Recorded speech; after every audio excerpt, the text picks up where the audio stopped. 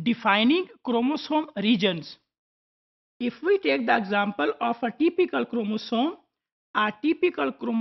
consists of centromere that is present in the middle, and it consists of two arms. This is the arm of the chromosome and this is the second arm of the chromosome. So a typical chromosome consists of a centromere and two arms. One of the arm that is usually short in nature, that is called P arm, while the longer one is called as Q arm. So there are two arms of each chromosome. Each of these arms, they have the regions. The larger fragments which are present on the P arm, they will be written as region 1 and region 2. We can say that this region can be written as 1 and this region of the chromosome can be written as 2, region 1 and region 2. Same is on the lower side. In case of Q arm, we can see that region 1 and region 2, they represent to this part of the Q arm and to this part of the Q arm. So on P arm, there are two regions, 1 and 2. Same is on the Q arm, region 1 and region 2. Now each of the region that consists of bands, or within the regions there are bands.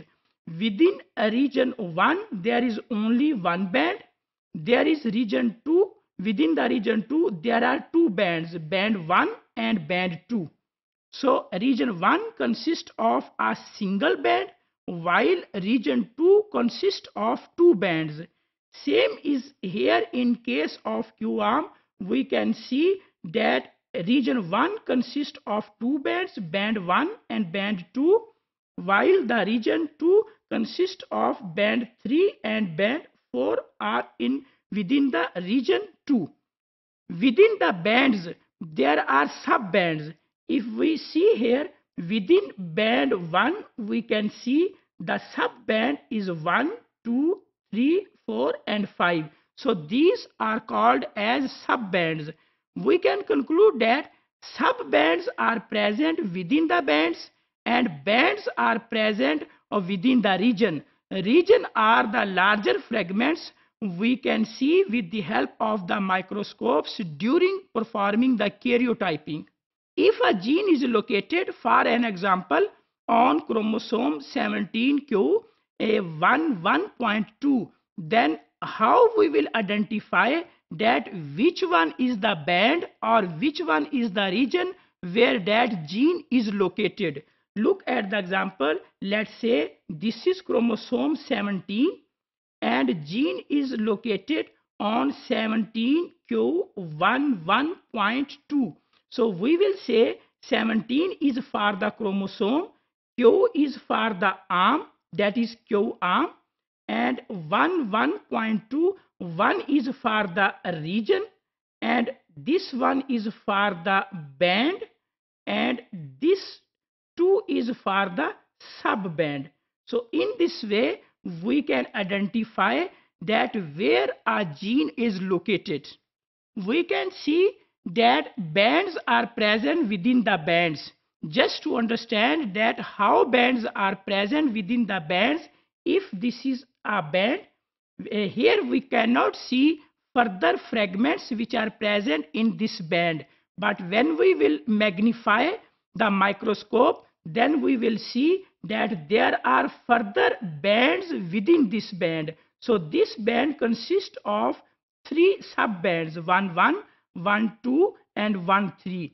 But again, when we will magnify this band, we will come to know that again there are two sub-bands, 1.1 and 1.2. This band is 1.2 and this band is for 1.1. Chromosome identification can be done based on three different things. Chromosomes can be identified based on their size. Chromosomes can be identified based on the position of the centromeres, And chromosomes can be identified based on the bending pattern which is present on the chromosomes. So this is the complete chromatogram of the humans. In case of this chromatogram, we can see that how bending patterns are represented while describing the human chromosomes. We will just take the example of one of the chromosome, that is chromosome 1. In this case, this is P arm, this is Q arm. Each of the arm has regions. Region 1, this is region 1, region 2, region 3, region 4, and each of the region has bands. Then these bands, they further have sub bands. So in this way, chromosomes, they have been divided into regions, bands, and sub bands.